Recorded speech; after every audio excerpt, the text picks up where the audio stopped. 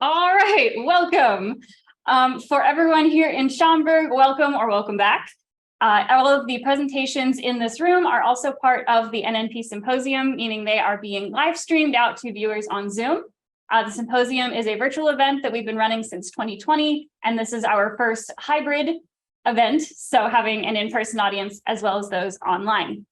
Also, just a note for everyone here, I will be standing by the camera fairly often for this one to do some zooming on the coins he's brought in. So if I am blocking your view at all, please feel free to move to the side. For everyone on Zoom, welcome. I'm guessing most of you have probably already tuned into a presentation, but just so you know, we will be doing Q&A from both the audience here in person and you all on Zoom. So I believe that is all of my spiel.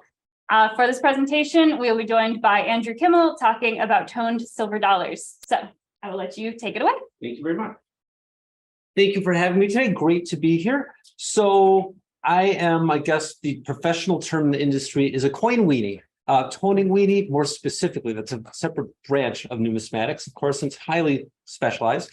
I've loved toned silver dollars since I was a little kid. Brief history for me is that when I was 10 years old, I went with a friend to a coin shop in San Diego. Had never been to a coin shop in my life. My friend said, let's go, you can collect coins. I said, people collect coins? What's a coin shop? So I humored him, went in with him and walked in, and there was a kind of a U-shaped area where they had just coins on display. I looked down when I walked in and saw some beautifully toned silver dollars. And I said to the person in charge, what is that? He said, well, those are toned dollars. I said, well, that's kind of cool. Well, when I grow up, I'm going to sell toned silver dollars. I was 10 years old. And my friend looks at me and says, what the heck are you talking about? I said, this is the coolest thing I've ever seen in my life. What else do you do in life? Okay. He said, fine. So went home, told my parents I'm going to become a rare coin dealer and sell toned silver dollars. And they said, no, you can collect coins if you want to, but we'd really prefer if you had a real job. And I said, no, this is it. Okay, very good. So I began collecting coins, a little primordial collection, buying exactly the wrong thing when I was a little kid, junk basically.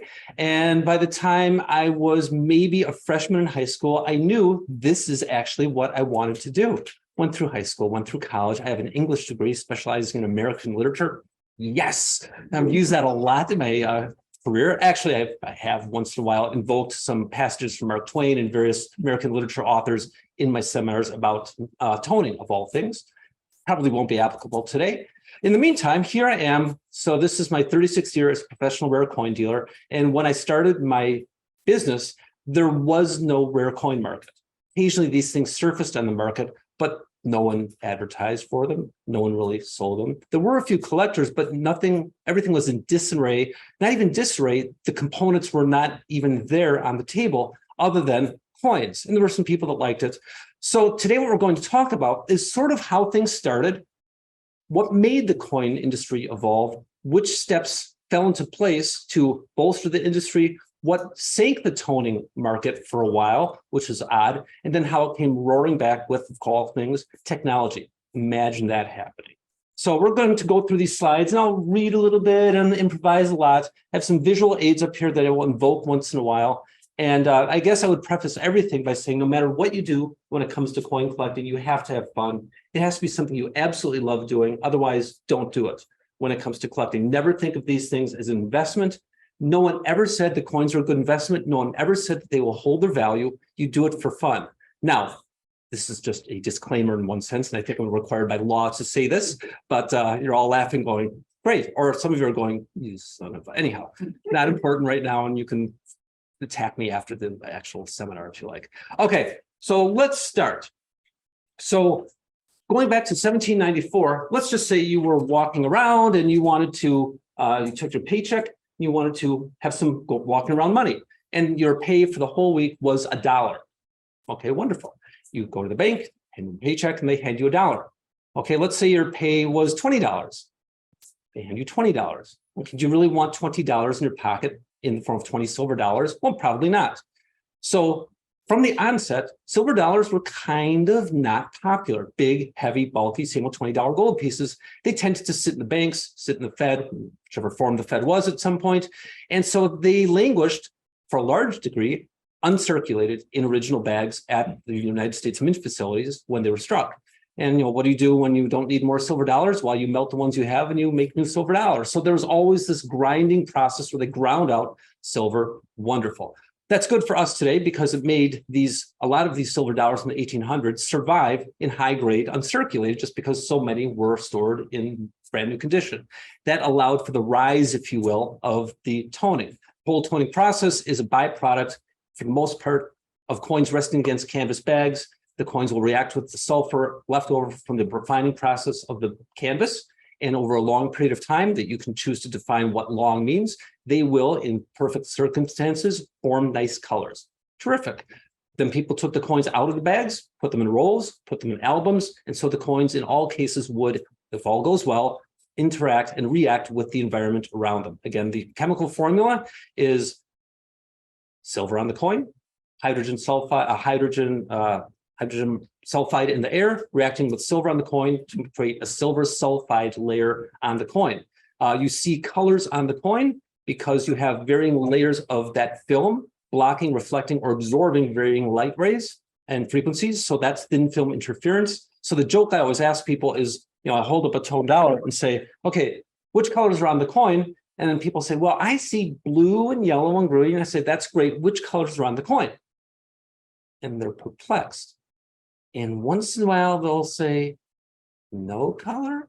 I said, that's right. There's no color on this coin. The color's in our brain, which is wild. So the patina is a colorless film with selective light rays canceled out. So thin film interference, they interfere with each other. What the heck does that have to do with silver dollar collecting? Everything, because originality is the key in the love people have for tone coins. So no one liked these silver dollars, so they were saved. They just sat around, no one cared about them, so a lot survived, unwanted, uncollected, and unused. They were just sort of a liability. Well, not a lot of them sat around or were used. Let me just move on. Let's see if I use the right one. Okay, let's slide away. Did that work? There we go. In the 1960s, the government found, well, we have all these silver dollars sitting around doing absolutely nothing. Let's start selling them to make room in our vaults. And the tendency was for people to go to the United States Mint and buy bags of 1,000 coins for $1,000. Now you had kind of two, not options, but there were two lines of thinking when it came to this. Either you get the heavy bags where all the silver is intact and all the coins are probably uncirculated, or you get the lightweight bags, which means the coins have been circulated, whether in Las Vegas or Wild West. Which ones do you want?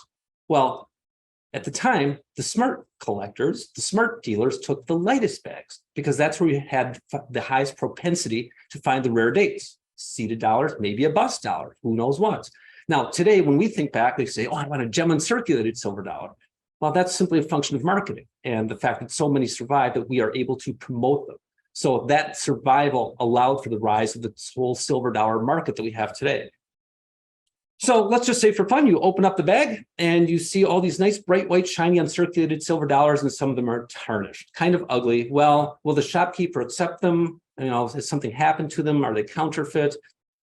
Toning happens because silver is alive. Silver coins are alive, and this gives us the ability to differentiate between something that's maybe clean polished today versus something that's original, because toning simply or by and large doesn't form unless you have original uncirculated or mint state or proof patina surfaces intact.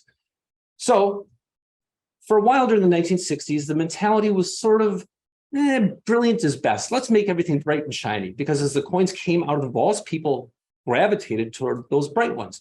And there are old textbooks from particularly Van Allen Malice book, which gives instructions about how to clean your coins. Take a toothbrush and baking soda and scrub the dickens out of it so that you can see the little dye details. Okay, that was their forte, to examine the coins for dye details, thereby in a sense encouraging people to destroy their coins, but they looked at it from a rarity standpoint. Let's identify which dye variety is more important.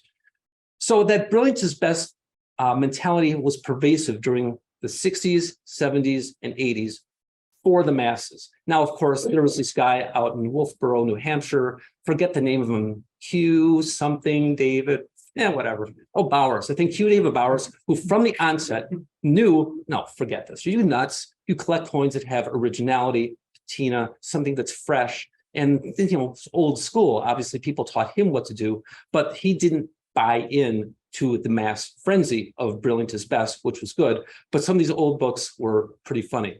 He would say, yes, instead of that, you'll want things that were stored in rolls like this. There's an old roll. Well, thank you for following me. Appreciate it. Hopefully it won't burn up if I put it right there. We'll just put it down here. Because all these silver dollars surfaced, what do you do with them? Now, here's an ugly reality that our industry faces. And this ugly, I say that with a sense of humor, of course, because no one's uglier than anyhow. Bad joke. So what we have are, let's exaggerate, a zillion silver dollars in uncirculated condition from the 1800s surface. As a marketplace, what do you do with those coins? Well, if they're pretty, maybe there's a way you can sell them to people who might find this to be a collectible, because before the 1960s, people really just didn't collect silver dollars other than the seated, the bust. But again, it was expensive. You had to have a lot of money in order to start hoarding silver dollars. They're $20 gold pieces. And they were so commonplace just being used in circulation, there was not the appearance or the idea that these are actually worth saving because they were a pedestrian, everyday type of thing we see. So the promoters in the late 1960s and 70s began to think, okay, maybe we can do something with this stuff. Let's start selling silver dollars in promotions. And to maybe people that don't exactly know what's going on. So they would take these silver dollars that were bright white, and they could ship them to people, and people would be assured of receiving a consistent, uniform product. The problem is if you ship someone a tone coin, someone who's not knowledgeable about numismatics confuses that and thinks something's wrong with it. It's an odd perspective that today we think of as, oh, are you crazy? But back then, from the perspective of promotion, it needs to be a consistent problem. This problem, or product, I should say, this issue remains today with, let's say, $20 gold pieces. $20 gold pieces are not rare. There's virtually no real collectability to these things. They're collectible, but they're not valuable from the perspective of, in the context of common coins, they're not rare. But you can promote them. You need them to all look good. So you can't promote a spotted gold coin today, even though a knowledgeable collector wants the darn spots on the coins because it means it hasn't been processed. So promoters wanted white coins, and tone coins were looked on as negative, which is odd. Along comes 1971, 72, we have the government happening to open up an old vault. And what do we find? Millions and millions of silver dollars from the Carson City Mint in our vaults. Okay, so what should we do with these things? I have an idea. Let's market them, put them in plastic holders, technically kind of the first slab, if you will, or the first attempt to assign some sort of gradation to the value. And they called in a team of numismatic experts to grade and separate all the coins. And it was done very well, where they said, okay, your best coins, here's what you look for the highest quality coins. Here are the ones that are damaged, whatever's wrong with them. Here are the ones that are really scratched or problem-free. Here are the ones that are tarnished, and blah, blah, blah. But remember, these decisions and parameters were established during the brilliant is best market. What happened? The white coins were in these are the great coins, these are the best ones category, even though there were still levels. Since this was a bidding situation, the more you bid, the higher you bid above the minimum, the higher the quality coin you received. So it wasn't just that if you bid the minimum $36 in 1882, you wouldn't get an MS-67, you had to bid 250. And so if you bid 250, you received some sort of massive gem, DMPL, that was perfect. People didn't really know this. Everyone just went for the lowest bid. Well, during the initial round of sales during the early 70s, it was one during the early 70s, one in 1982, that's when they had all these mixed date category coins. And so the numismatists, not the promoters, but the numismatists among us realized, I don't want these $35 coins. Let's go for this mixed date damaged category, where they tossed all these ugly tone dollars and all these broad struck off-centered coins that no one wants, So, and those are $4. $4. So that was a minimum bid. So let's just say you bid $60 in the mixed state. You received an 1879 CC with a rainbow on. Okay, don't bid the minimum. Be creative. Let's think about this a little bit, but no one did. And I was a kid during the early 80s when I bid.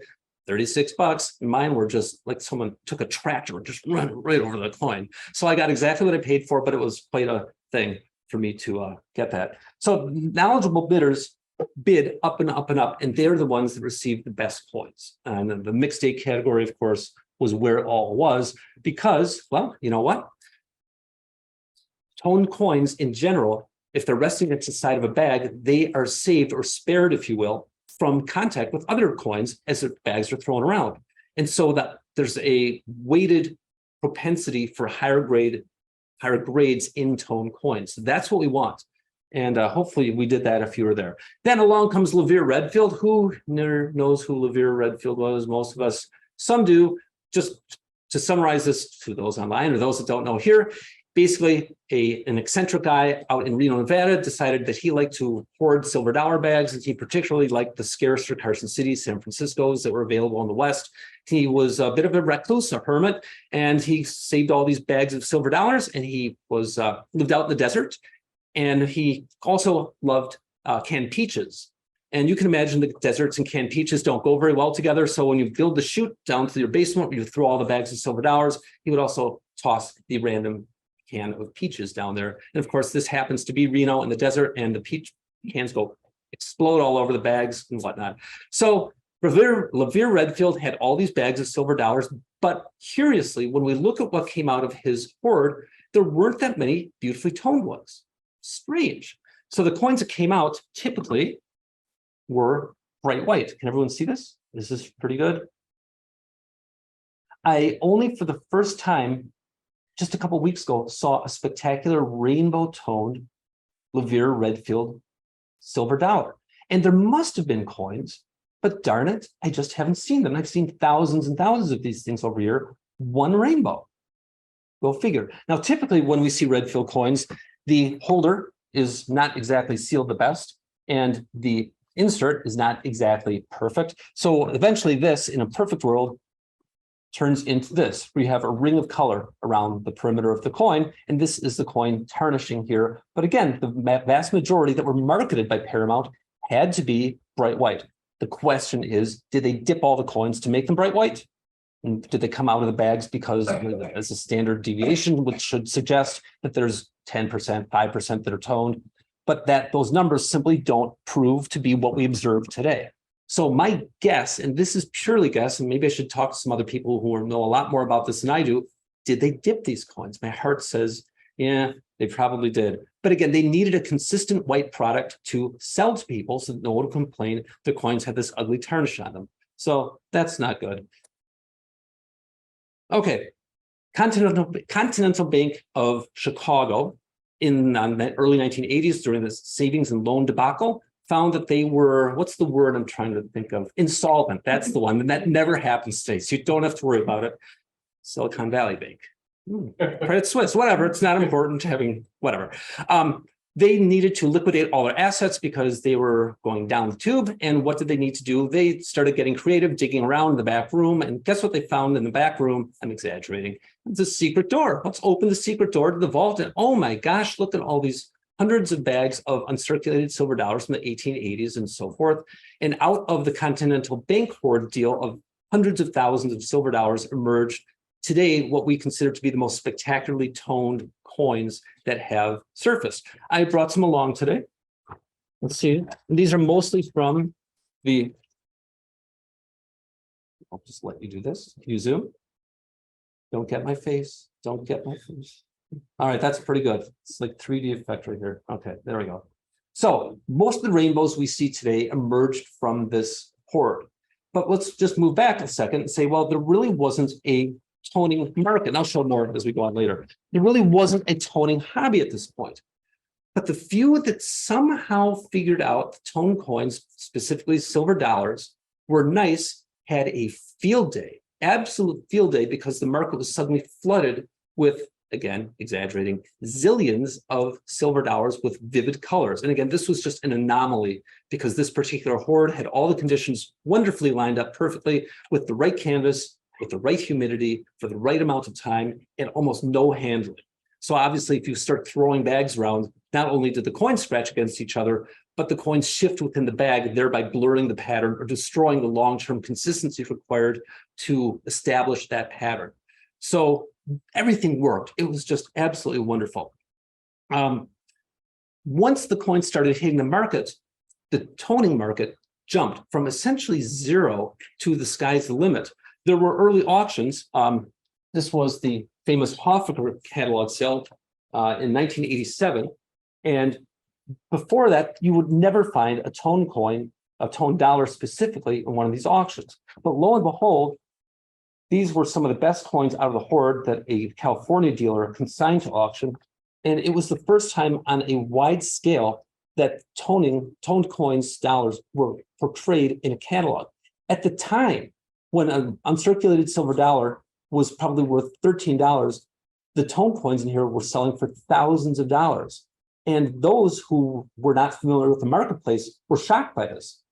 And yet, though collectors lined up like crazy to go after these coins. And today, these coins surface with some frequency from this from the sale. And even today, they've stood the test of time, and they're fantastic. The other thing that happened during the 1980s was Wayne Miller. Whoop, something crunched. I think it was a rabbit, but we won't talk about that. What was it? Morgan and Peace Dollar textbook. Here we had Wayne Miller, from Montana, writing a wonderful book about the best coins he'd seen in his career at that point, selling silver dollars. And sure enough, Wayne Miller served us all really well by including these wonderful pictures of tone dollars. And so for the first portion of my career, people commonly referred to these pages and said, I want my coins to look just like that. Okay, and so that's great. It inspired people to collect, and it gave people a template how to form their own collection, if you will. There was this day about 20 years ago when someone brought me a group of coins. And they said, Andy, take a look at these coins and let me know what you think of these things. And I looked at them and I'm going through the box going, it's okay. It's no big deal. And they paused and said, Andy, those are Wayne Miller's coins from his book. I said, what? The photos are juiced. You're never going to find coins that look like that because they weren't accurate. They were using the technology at the time to make the photos appear more dramatic. And I don't blame them. They didn't do anything sinister here. This is just a requirement based on technological limitations at the time. But thank God Wayne did this, because it made the hobby leap because of the exposure he gave to tone dollars. And it also showed the range of things from rainbows to end roll coins, the various incarnations of toning patterns that can occur in the canvas bag. But we won't talk about how badly they were enhanced. Let's instead just thank Wayne for writing the book, because it's absolutely fantastic. So the early adopters of toning had a field day. All these coins were out there. They didn't have to pay a lot for the coins, other than a few at auction. It was just a lot out there. Most of these early adopters didn't buy one or two. They bought 3, 4, 5, 10, 20.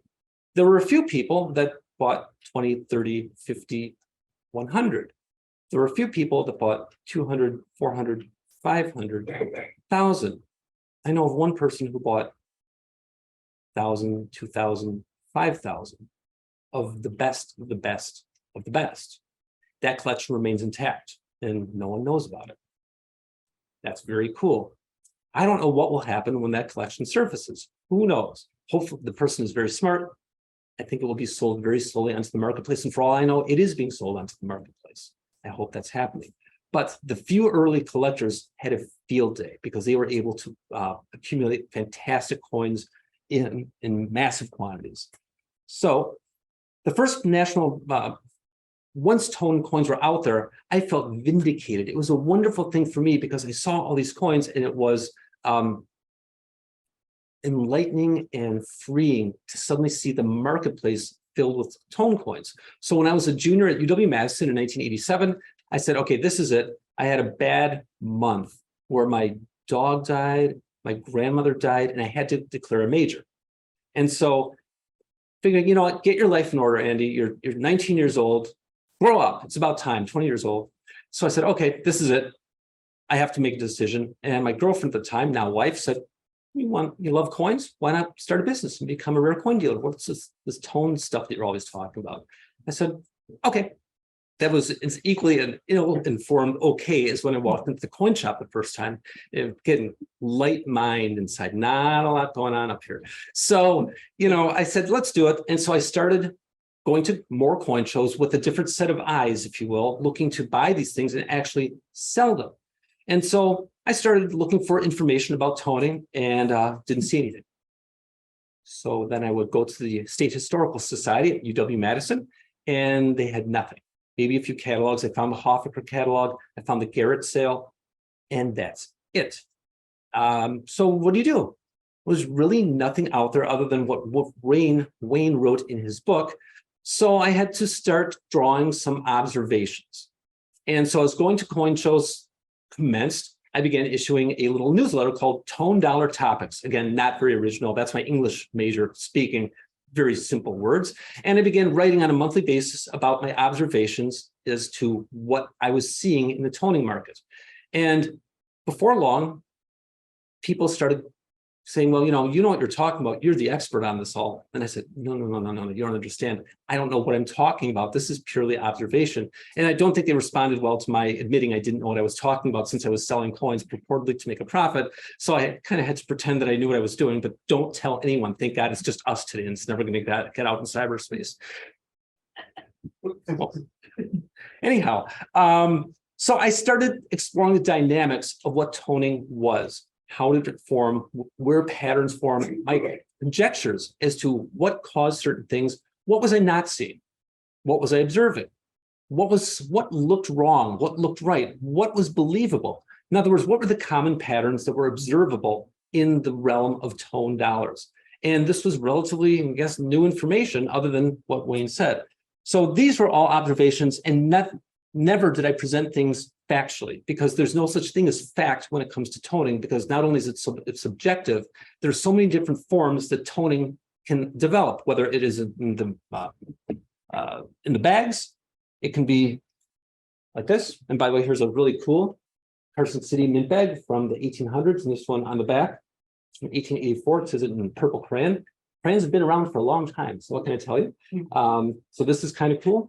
Some coins toned in albums, like here's a little album, and the coins would go right in the hole, and they're suspended inside each ring, and they tone in theory from the edge inward, and you'll get somewhat concentric rings of color the longer they stay in there. How long does it take? Who knows? It just depends on the local environment and the type of cardboard holder you're using. Again, we talked about the paper wrappers. I just hated this one right here. And here's what's kind of cool is this coin right here, an 1897 O, believe it or not, came out of this wrapper, which is pretty cool. And if you play with the folds, it perfectly mimics the color pattern on the coin. But what was an 1897 O uncirculated dollar doing in the common roll marked miscellaneous? 1 in a trillion. So there it is. So the toning forms in a lot of different fashions. And I talked about the various toning sources, bags and whatnot. And again, a lot of it was just guesswork, or maybe we'll say preliminary hypothesis about how things formed. And multiple times I would say, we'll just see what happens in 5 years and see if I'm right or wrong. And now what I can tell you is, based on looking back, when I started my business, I knew everything about toning. It was amazing. And right now, after 36 years, I don't know what I'm talking about when it comes to toning. I'm clueless about the whole thing. And I give a lot of credit, in one sense, to the graders who have to deal with people like me and the coins we submit every day. And they just go, I don't know. It's got to be really perplexing for them. That said, pricing was interesting, because how do you price these things? Even when I started my business, people wanted a lot of money for the best coins. And then once they knew I was buying them and they saw me coming, they were like, all right, we'll give you a price that'll really be memorable. And so, okay, I ended up starting to pay kind of crazy prices at the time. And well, you know what? The prices just went up and up and up as people got to know me. But collectors, oddly enough, didn't mind paying it because they loved the coins. And to them, it wasn't really anything other than artistic.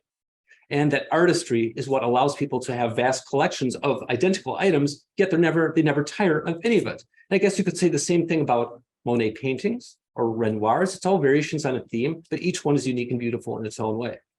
So I didn't really determine pricing. It was the market in general. And then when I retailed these coins to people, I learned what did the market bear, or more appropriately, what I call today the art factor. Art means Art was a collector, a very knowledgeable toning collector. And Art had this knack for, at every fund show, always being at the right place at the right time. And so let's say someone brought me a really nice group of coins and someone priced something really expensive to me, and I'd be looking there. I don't know how Art would come down the hall just looking at me and go, "What's that?" I'd say, "Well, I'm thinking of buying this." "Well, I'm going to buy it from you." And so the person selling the coin hadn't even bought it. They're like, "Okay, I got you here." So Art would push the price. No matter what I paid, if he liked the coin, he bought it. And I started observing this, that if people liked it, they would buy it, not worrying about what it was worth. And so it's more the public demand in its real sense, based on the color pattern, that determined the pricing. And unlike other arenas in numismatics where dealers, promoters determine the price, it was all the time organically collectors determining the market demand and what they were willing to pay for it. And in theory, I think that's what it's supposed to be. It's awfully democratic. Now, how often do we have this democracy in numismatics? Very interesting. Now, let's talk about how the pricing has changed over the years. And this is where it gets, so we had the different types of pricing based on the color patterns. So we have some patterns are rare and they don't happen that often. If they're really spectacular, those are the coins that people want. Sometimes it's the actual color on the coin. Bright green, bright red are most vibrant to the human eye. Some people are colorblind. 30% of men have some degree of color blindness. And when asked what the darn coins look like, they say, "I don't know, but they're awesome." So you go, cool. So the brown coins look red, the green coins look red, the red coins look green, and sometimes it's just this crazy kaleidoscope of I can't even tell you what we're looking at. And that's great. That's the fun part about the whole thing. So some colors are just beautiful. People seem to like red and green just because they're so nice. Collecting helps you, the longer you collect anything, specifically tone coins, one's eye becomes refined, because you might start out having relatively common gold color around the edge. Then maybe you see something with a little blue and you say, "I like that blue a little better." Then you make the mistake of looking at a really nice green and red coin. You say, "Okay, that's all I want." You dump everything else. And now all you want are the really nice ones. And I know several people in this room who will remain nameless and I won't look at, who have all been down that path and they hate me to death. So that's okay. Hate the coins, not me. What can I tell you? Okay, so the more you know, the more your taste is refined a little bit. And that demand for the best coins is what fuels the price. So here we have the pricing history for the best coins, not just a light gold coin, but the ones that really walk and talk, if you will. So during the 1960s, because the silver dollars were so common, there was often no premium whatsoever for them. Who cared? So, but if something was particularly nice, maybe it would bring a $10 premium or a $5 premium, again, in the context of a common coin, but a really nice one. During the 1970s, okay, we had the effect as the silver dollar hordes came out from the government, and all of a sudden the best coins look kind of cool. All right, that's kind of neat. And the 1980s, well, we had the Continental Bank horde come out, and even in this auction, again, some of the coins sold for over $1,000 when the Continental horde came out. That was the early 80s. In the mid 80s, things began to really cook, because this is when I started getting into it, and the popularity began to increase. Then look what happened in the late 1980s. The premiums in many cases vanished. They went back down to zero, and the market frowned upon silver dollars. Why would the market frown upon silver dollars in the late 1980s? Any guesses? Silver price increase. No?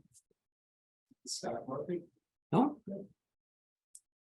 Is it when brokerages try to do like coin? Yes, yes, David, yes, David.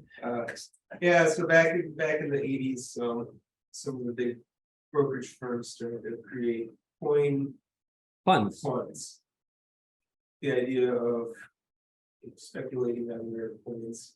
So And you know what happens when you speculate on rare coins? So in order to start these funds, you need a generic product, right? You need something that's consistent, that could be traded sight unseen. And the answer, not just that, is this little word right here, certified. There was no certification. So with the advent of PCGS in 1986 and GC in 1987, all of a sudden you were able to mass produce a consistent, in theory, product that you can buy and sell electronically. And I remember during the late 80s, watching TV and seeing on Financial Newsnet or CNBC, I remember PCGS MS65 Morgan scrolling across the bottom of the screen and MS65 Saints going, this works. So what would happen is take all these Continental Bank Board coins, submit them all for grading by the thousands. And then when they come back from grading, you don't get them yourself, you send them right to the promoters who are going to put these on television, promote them to the mail, over the telephone.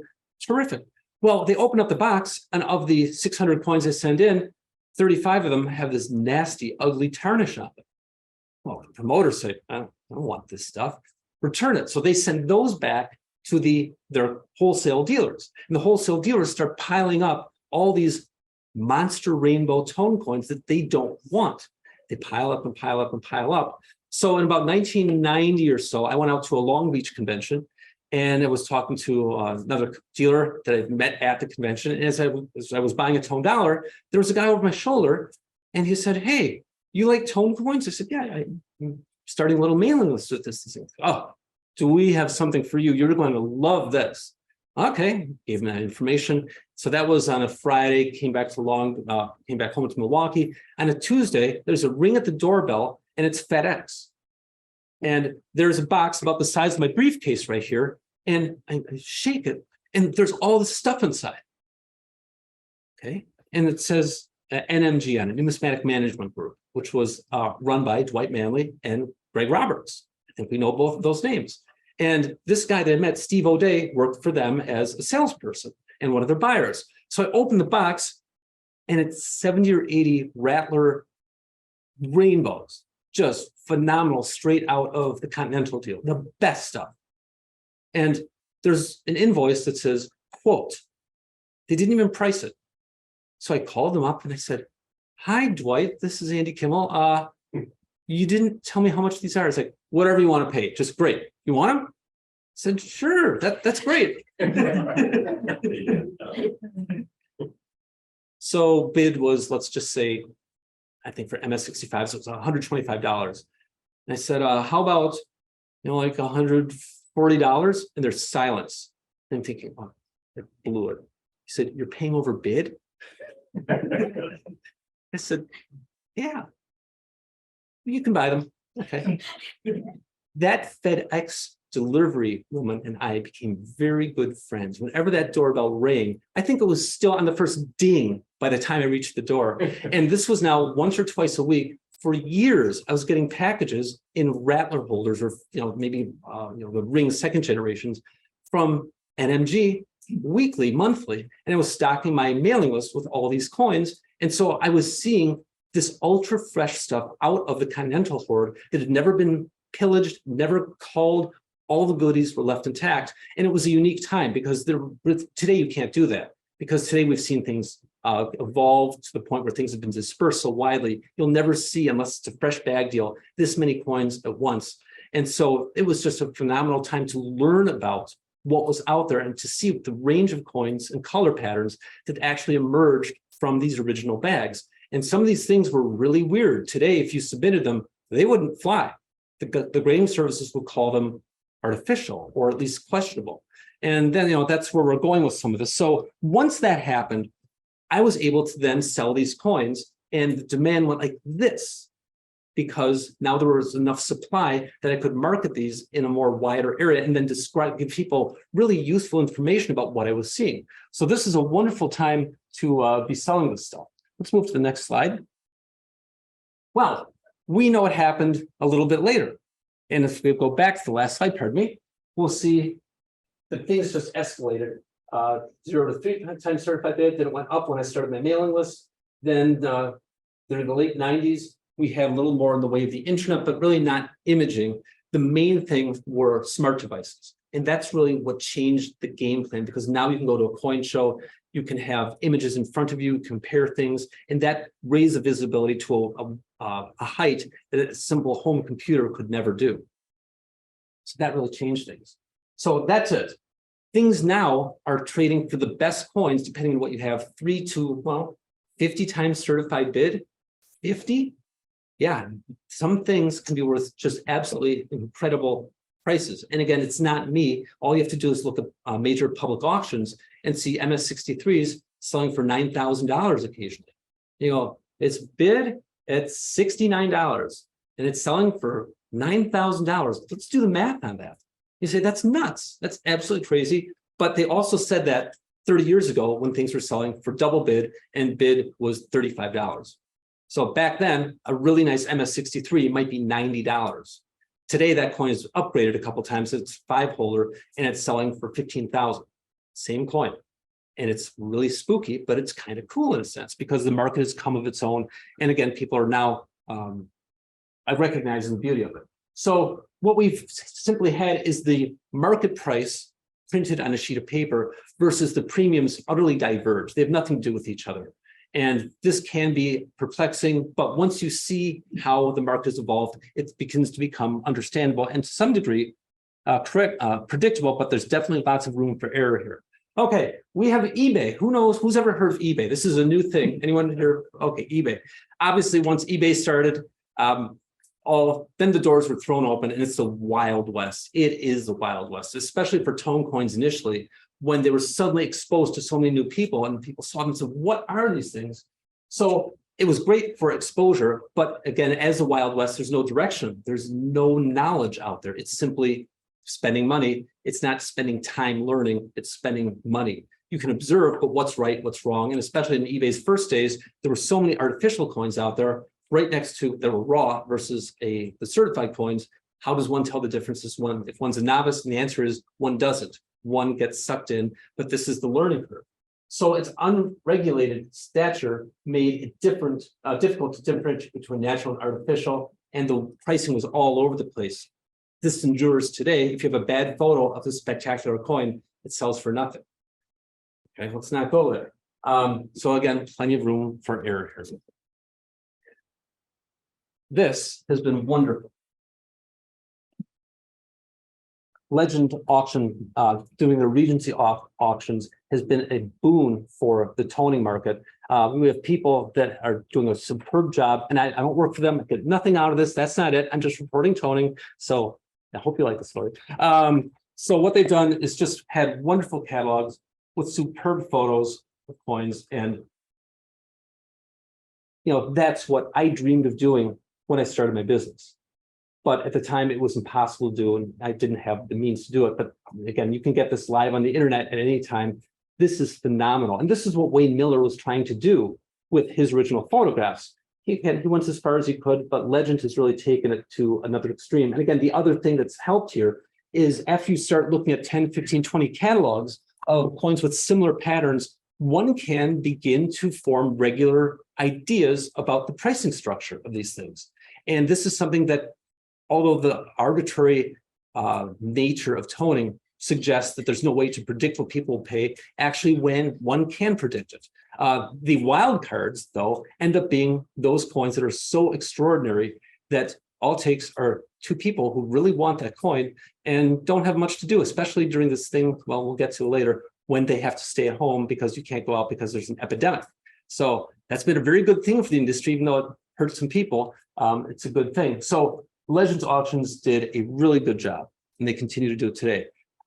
Great collections, same animal, wide exposure. The photography overall is really good, and this has allowed people to be more exposed to the whole thing and to, in general, predict the pricing structure of this.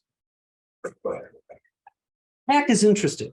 I mean, CAC is a conundrum to me because the market likes to have the little green bean on it, or the gold bean, if you will, the lima bean. I guess it's a wax bean, isn't it? It's called a wax bean.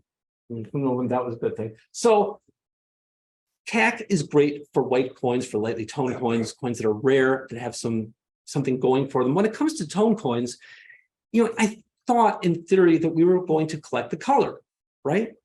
Now, maybe I'm wrong, but I think we're collecting the color on the coins. Now, this gives people great satisfaction to see that the coin's been approved by CAC, but I'm going to relate something to you, and you can think about this a little bit. Let's just say for fun, we had that original MS63 with the rainbow that came from NMG that I bought for $50 back in 1989, and I sold to someone for $65, and they held it for 25 years, and they said, you know what, I think this is going to upgrade.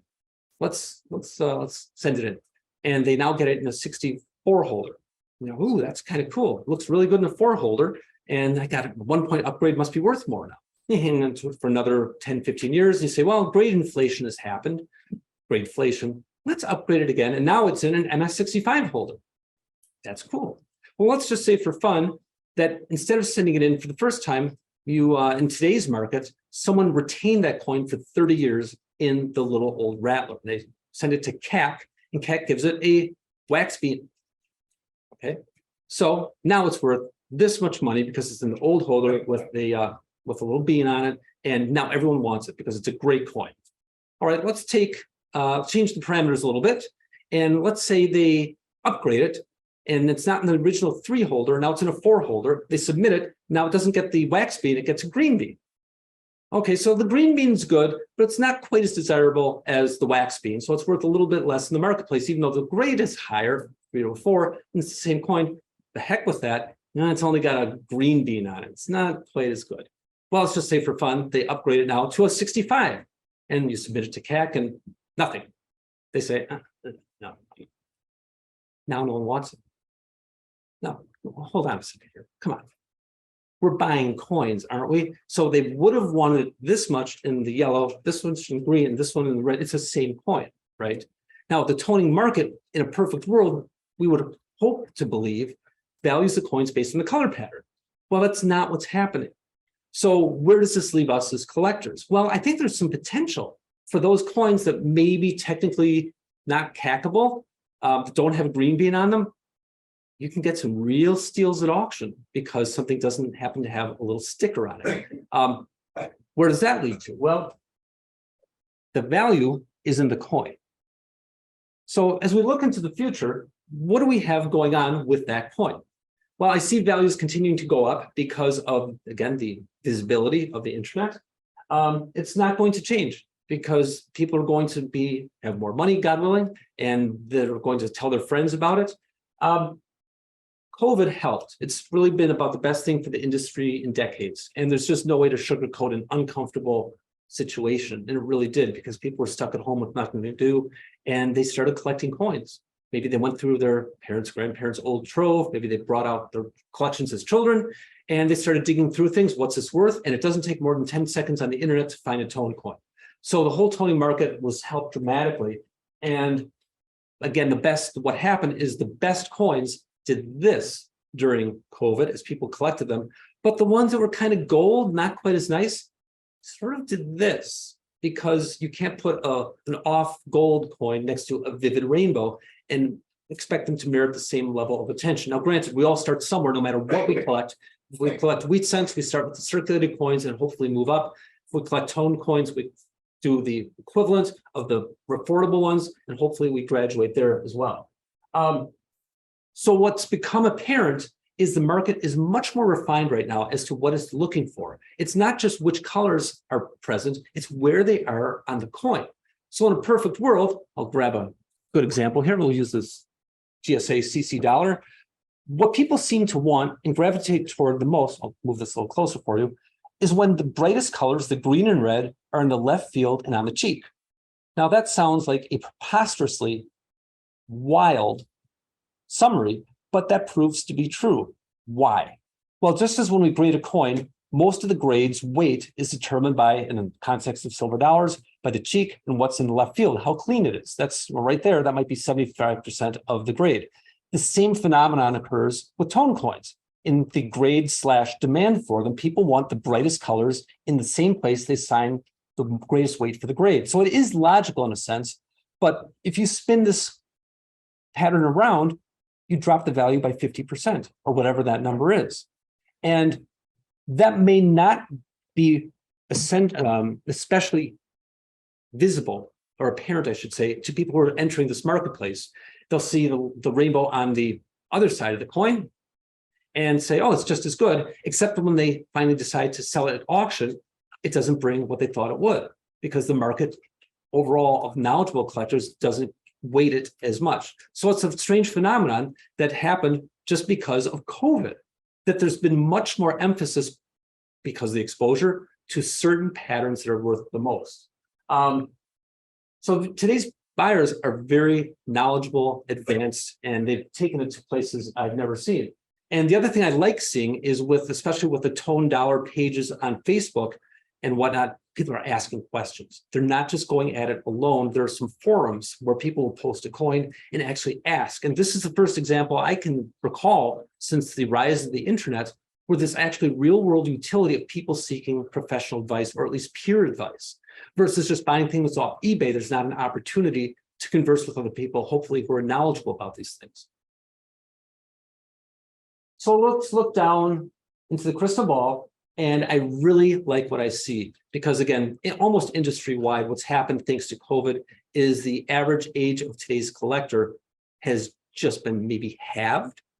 And I don't have much left, but the number of people with lots of dark hair is higher than I've ever seen in my life, where people are young, they've got their hair intact. I'm long gone. I'm the old, someone told me I'm the OG of toned coins. And I didn't know what that meant until the last coin show. I said an ogre battle? Never know, whatever. Okay, so what does that mean? He said, you're the old guy. I said, oh, thanks. It's nice to know that I'm offended or anything. So we have a very lively, involved buying public collecting base, and they have just magically, I don't know how, gravitated toward the best coins. And they're smart, they're young, and they have the means to collect great coins. So I think the future from that perspective is outstanding. And again, when I make the statement, this relates to merely the people I'm seeing and meeting, has nothing to do with the people who are actually out there, because I don't know what that percentage is. Am I seeing 5% of the active collectors, 10%? I don't think it's 10%. So there's a great collecting base out there that love this stuff. And I think it's also inevitable that at some point, this young collecting base for toned dollars is going to start moving out and branching off into type coins, 19th century coins, probably ancients, but most ancients are clean, so they don't tone as well.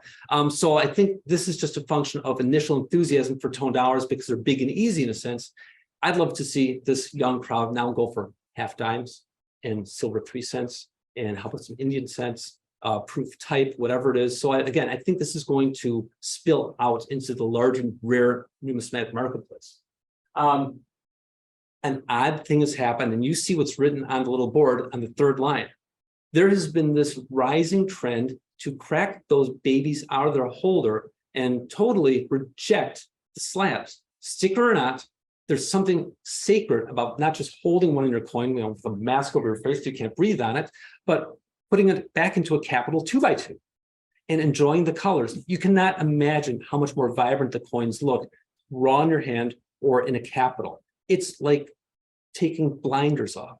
And so it's hard for me to advocate that you should crack all your coins out of the slabs, but there's some value to your enjoyment factor. It takes a strong heart to do that if you've spent a lot of money on a coin. And so I don't advocate that at all. I just say, you don't know what you're missing. About 10 years ago, I gave a lecture, I think at a fun show, entitled Why You Should Crack All Your Coins Out of the Slabs. And I have never had a larger crowd for that lecture. We had numismatic writers and press in the front row, and I walked up and they're going, and I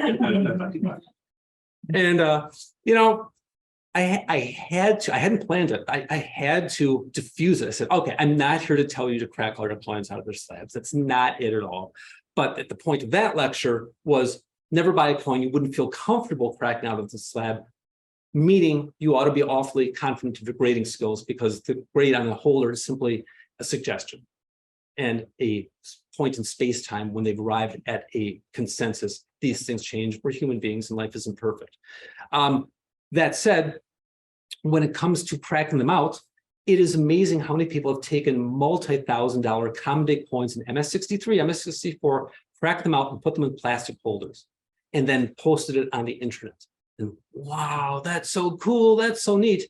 And when one customer in particular began doing this, I didn't articulate it to him, but I was wondering, how will the market react to this? What will they say? Not just, I like the coins, but will they try to buy it from him?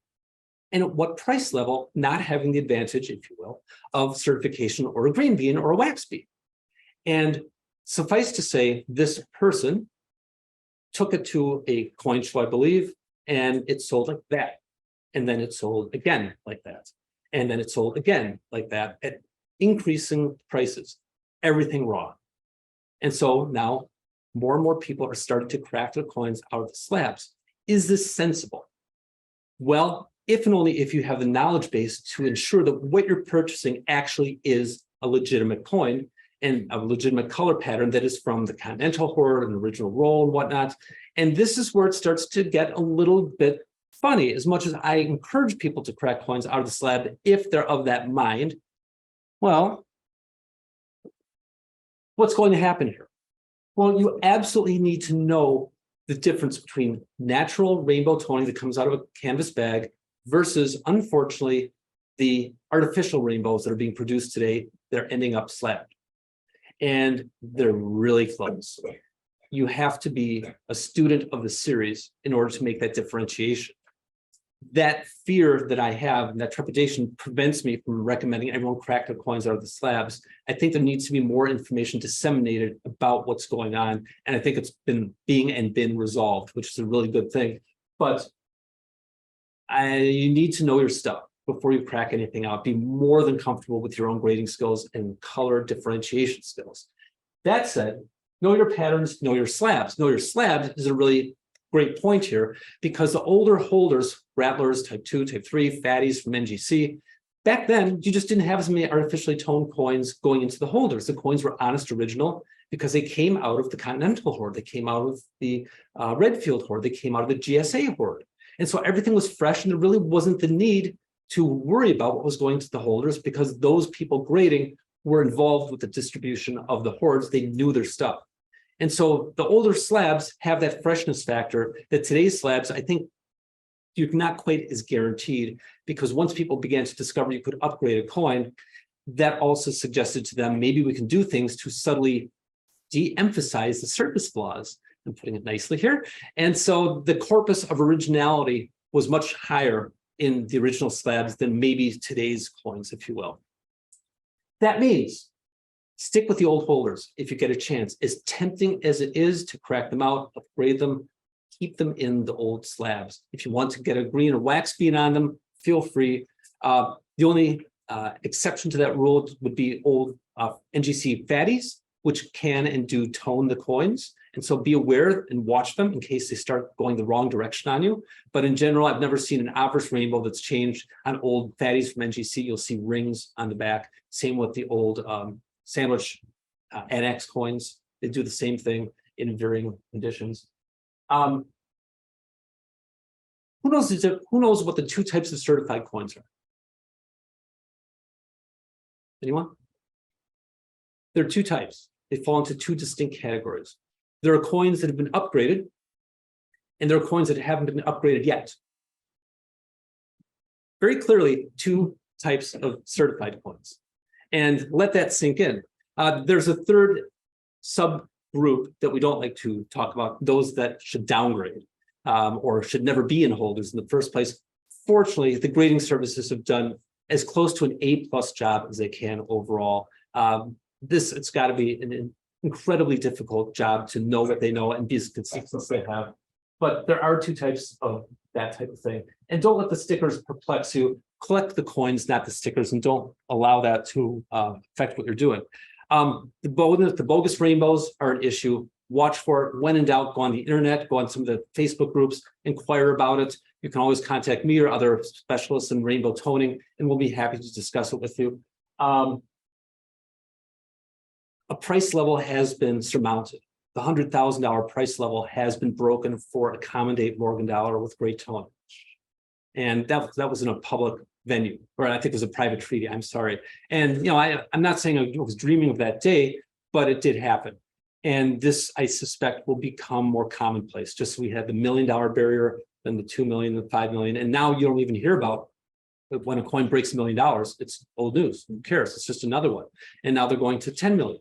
And it's just going to keep going higher. So I'm not sure if we're going to have a tone dollar ever to $1 million, but I hope so. That would be very interesting. But again, as prices go higher, it makes news and it increases the exposure. And so the people who are seeing this are now starting to get outside of the normal realm of numismatics. And they are art collectors, and they're looking at this as something really beautiful. And this is, again, my dream in a sense, because it takes numismatics to a wider, larger audience outside the mainstream, which is wonderful. So if you're going to go in this arena, you have to respect and follow the dichotomy between toned and beautifully toned. And don't underestimate that. It is not just a matter of choosing the right words. It is a matter of how do the coins look. And it's difficult sometimes because to get into that arena, the coins have become expensive. So start slow, move up, and do what you like as you get to that point. If you're going to sell them prudently. Don't just take them to a coin dealer at the local coin shop who doesn't understand tone coins. Again, you have some auction venues, you have professional rare coin dealers, consult with professionals and find out what makes the most sense for you. But if you have a large collection, whether it's tone dollars or anything else, make sure you're not just dumping them in one auction. Overexposing anything to the marketplace is a bad thing. And while there's more exposure and interest in it, we don't want 10,000 silver dollars with nice color showing up in one auction. That would be bad. So focus rainbows, we don't want to have that. We want to make sure you are relying on what's up here, what's right here, not on what's typed here. And that is where knowing your own skills and being confident of your own knowledge base is important. So that's why it's equally important to ask questions, whether it shows, attend shows. There was this thought that coin shows would become obsolete. And all you have to do is go back in that room and tell me if coin shows are obsolete. Nope, they're doing really well. So we have a more informed populace. And again, this is oddly a byproduct of COVID, which is really bizarre. So don't be afraid to ask questions about these things.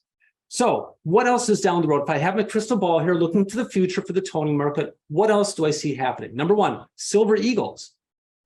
Relative to the chemistry and the reactivity of silver eagles, in a good way, it's the Wild West. These things tone immediately and break every rule. If you think it looks artificial, it's probably real in a silver eagle. And sometimes even the proofs, if you have a little crack, just take a silver proof out, stick it on a piece of paper and walk away for 2 years. It's amazing. These things are alive, so it's really good. And the silver eagle market is in its infancy. There's no question at all. Peace dollars are starting to appear with more color. When I started my business, tone peace dollars were virtually non-existent. And people said, well, you know, maybe the whitening was too concentrated. Maybe they weren't rinsed well enough, or there were still chemicals on it for the development of toning. Now, I think it was just more technical than that, because the coins went into the bags in the 1920s and 30s, and they came out in the 1970s. They just didn't have a lot of time. And it wasn't until the late 90s that I found my first true mint bag toned rainbow. There was a big group that came out on the East Coast, and I bought 4 or 5 legitimate rainbows. And I'd never seen one in my life. And it's simply because I think they hadn't formed yet, which is kind of cool. So it's hard to know when toning forms within a bag. Does it happen the first 5 years? It's enigmatic to everyone. But from observationally, I didn't see it until the late 80s or the late 90s. So I think we're getting to the point where enough time has passed that we're going to see more of them. Now, if I were collecting and I liked plastic, like modern commemoratives, okay, well, when's the last time anyone saw a Dansko album for modern commemoratives? Maybe they did initially. They almost don't exist, because everyone's so concerned about original government packaging and certificates of authenticity. That's hogwash. Crack them, put them in an album, let them throw the packaging away. You want to have something unusual, crack out your modern commemoratives and put them in an album. Number one, you'll enjoy it a heck of a lot more than just having a bunch of plastic boxes on a shelf. You know, you open the shipping box, go, it's there, away it goes. You never look at it again. So people come to me with massive quantities of proof sets, and they're still in their sealed government shipping boxes. And I say, oh gosh, why don't you just crack all these things out and put them in albums? 30 years ago, you'd have all this development of wonderful toning. So the same is true today, especially with highly reactive 90% silver commemoratives. Buy them, crack them, and watch them. It would have to be the most fun to watch 10, 20, 30 years from now how these things evolve and form a cohesive, matched collection of something that no one does. Do it. They cost nothing. Like they're discounted under silver sometimes. It's ludicrous. So they're giving them away. I don't know what to do with my memories. Same with proof sets. Crack those babies. Give them the copper nickels. Crack them and put them in. Now, that might not be necessary. The government, in its wonderful wisdom, did not exactly always have the most inert packaging during the 1980s and 1990s. We are starting to see the rise of really nice pastel toning on the 80s and 90s and early 2000s proof sets. So this will be another source of beautifully toned coins as time goes on. We don't know. The key thing here, make sure you're keeping them in a dry environment because the plastic is permeable and exposed to moisture, they will corrode. So we don't want that to happen. Just store them judiciously and sensibly. Now, the latest trend, one of them has been the state quarters. And if you are a collector of state quarters and you have the Philadelphia, Denver, copper nickel, and the silver, and you have them in a danceable album, you probably noticed that far right column developing toning because that's where all the silvers are on the far right side of the 4-coin danceable album per state. And so we're going to see state quarters developing really nice color. And as you move forward down the road, it will all be on the right side of the coin because that's the side of the coin closest to the edge of the page. So this is going to be something that surfaces as time goes on. I mentioned earlier gold. The fact that gold coins are so common, the market likes everything spot-free. Oh my gosh, don't dip your coins because if it's spotted, it's undesirable to the telemarketers. Again, knowledgeable dealers prize that, not spotting, but the orange toning. And no one will ever use the word toning on gold coins because they say, well, it's spotted. This is just an excuse made by the telemarketers. So again, I love you telemarketers. We need you. Don't go away. But they're not here today. But when in doubt, do the opposite of what the masses are doing. And so be a contrarian. Buy the really nice, lightly toned gold coins if you can find them. That's the problem. Most of these things have been dipped out and or conserved, we'll just say nicely, and they're not exactly original anymore. So try to find those original anything, even circs, circulated gold and AU, whatnot. Go for it. It's really nice. The final thing is to be a total contrarian. And while I take that's not my water. Don't drink that. What would be the ultimate way to be a contrarian in numismatics? In the context of tone coins, this is going back to what I mentioned earlier about why you should crack all your tone coins out of the holders. Let's just say for fun, you are a 25-year-old, 20-year-old, 10-year-old, 35-year-old, 50-year-old collector who's really active and loves tone coins. And you want to develop a really nice collection. If I were 25 years old and my last name was Bill Gates, so that's a whole name, I could buy a really nice coin collection. What I would do is I would go out there in the marketplace and find as many ultra high grade, bright white coins as I can that are professionally graded, as original as possible, accurately graded and gorgeous, the highest quality, both proofs and business strikes. Then what I would do, if I were that person, I would go home and take my hammer and smash every one of them open and put them in albums. Why? Well, number one, that sounds ludicrous because you're losing the grade, right? How do I know it's going to be MS-67? It's a proof trade dollar from 1883. I wouldn't want to put that in an album. Are you nuts? No, keep it slabbed. Well, okay, there's one little problem with that mentality. Look at this. Look at the cover of this catalog. Isn't that fun? All these nice tone coin, ultra gems. And look at this. Here is an auction catalog from 1987 with ultra high grade rarities. They're all raw, selling for thousands and thousands of dollars, record prices, raw. Well, how come they could collect raw coins and preserve them, yet we can't today? Well, we've been told that this is the only way to collect coins. But I guess what I'm advocating is a return to numismatics, not to a return to marketing, or to use the marketing as a tool to allow us to find the right coins. So let's talk about what the risks would be of cracking coins out of the holders to cultivate that collection. Zero, actually, because if you start with a great coin that managed to survive since 1884 with pristine surfaces, they didn't do anything different other than store it properly. So if you were to crack a really nice coin out, store it properly. That's all you have to do. Make sure if it's in an album, the acetate slide doesn't touch it. Don't speak over your coins. Don't blow your nose. Don't have French fries over your coins. Wash your hands. These are better yet, don't touch your coins. Just keep them in there and be careful about it. What happens? Okay, you put that trade dollar in. It's proof 67, ultra cameo, bright white. And it's in the album. And after about 10 years, you start noticing a little bit of gold toning. After 20 years, it's electric blue. After 30 years, it's red, green, yellow. After 40 years, it's green, yellow, red, orange, and it's a bullseye, just like the coins in that catalog. And what's happened? The grade is the same. The eye appeal went up because of the color. And if the eye appeal went up on a gem, so did the grade. Have you lost any money? There's no risk. It's just a matter of proper handling and having a long-term perspective on what collectors really want. It's antithetical to the concept of professional grading, which would lead us to believe that these are in tune now. But I'm asking you to think differently about it. And if you drop it on the floor, don't drop it on the floor. Okay, that's okay. So I've kind of thrown a lot at you here. What kind of questions do you have for me? Yes, go ahead. So, just by way of interest, well, cleaning a coin like acetone or something, remove the toning. And is there a chemical process the general user can perform to cool grading services and good collectors? Absolutely, yes, to all the above. So number one, don't try it. You can maybe fool the grading services, but you cannot fool Mother Nature. And if you attempt to artificially tone a coin, Mother Nature will catch up with you and it will turn out wrong. Now, do I have time to talk? Yeah, okay, great. We have like 5 more minutes. Okay, so real quickly, we have to define what natural versus artificial toning is. I think artificial is the wrong word. It should always be intentional. And even if it's intentional, are you allowing Mother Nature to do it?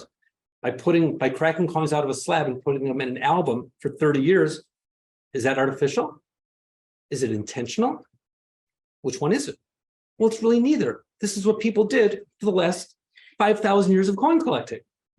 Okay, if we try to put a coin in the conditions conducive to the development of color and we try to add a catalyst to speed it up, it won't look right. Don't go there. The advanced artificial techniques that are out there right now are awfully advanced, and I don't even know what they're doing, to be perfectly honest. I don't want to know, but it's important to be able to spot it. So let's just deal with what's on the table, worrying about what's going on in the back room. So all that said, it's very important to try some fun little artificial toning exercises of your own. It's very important to clean your own coins so you learn what clean coins look like. It's important to observe the processes in action to further yourself as a collector and to enhance your knowledge base. I'm not advocating that you try to fool the grading surfaces. Don't go there. It's just don't go there. But there's nothing wrong with trying to clean 1964 Kennedys that are uncirculated in as many different ways as you can come up with, record what you did, and then keep a little library or glue them to a piece of tag board so you know what it looks like and write down what you did. Now rub it with a cloth for 30 seconds, rub it with a cloth for 2 minutes, rub it with a cloth for 5 minutes, each different coin. And you'll see the progression of cleaning. Abrasive brush, run over with a tractor, whatever it is. Artificial toning techniques, experiment, absolutely, but don't try to mess with it. The underlying root of the question, though, is not sinister, but can we try to improve something that already has a problem? If something that's clean, polished, damaged, can we try to make it look better? Yes, but it never does. And that's an uncomfortable thing to admit without using extraordinary means, and we don't want you to use extraordinary means. You shouldn't be buying problem coins in the first place. That's the bottom line. And the way to thwart that is to seek professional guidance, not necessarily through me, but professional coin dealers exist for a reason on this planet. What you will rarely find is knowledge and wisdom on the internet. Again, it's rising a little bit, but professionals exist for a reason. We're here to consult with. Take advantage of live human beings in front of you, and they will teach you what to look for. It's priceless, I suppose. Other questions? Okay, we do have a few online that have been in here for a while, and a whole 1 minute. So Okay. let's get through one of these. Would tone dollars have higher value if the toning is on the obverse or reverse? Yes, there is roughly a 3 to 4 times difference. Whatever's on the reverse, multiplied sometimes for the best designs, 3 to 4 times that's what's worth in obverse. Also, If it's a $10,000 coin, the obverse, it might be worth 2,000 on the reverse. Are there exceptions to the rule? Yep. There's so many exceptions, it's not even funny. So welcome to my world, and thanks for asking the question. It sounds terrific, but it's really fun because there's so much variety. Is there time for one more? We don't. Okay, that is 5:15, so we're gonna have to wrap it up. For anyone who does have further questions, you're welcome to go to the symposium website. The URL is on either of these signs. If you're online, it's nnpsymposium.org. You've probably been there before. Go to the contact us page and send us a message. We're happy to forward it along and put you in touch. Otherwise, all of these are being recorded.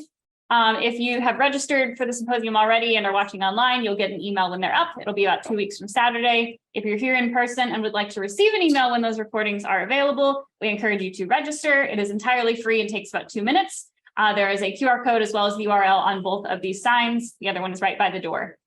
So that's going to wrap us up. We're going to get started here in another 14 minutes with Bob Bear. So we encourage you to stick around for that one. Otherwise, have a good evening and hope to see you back tomorrow. Thank you.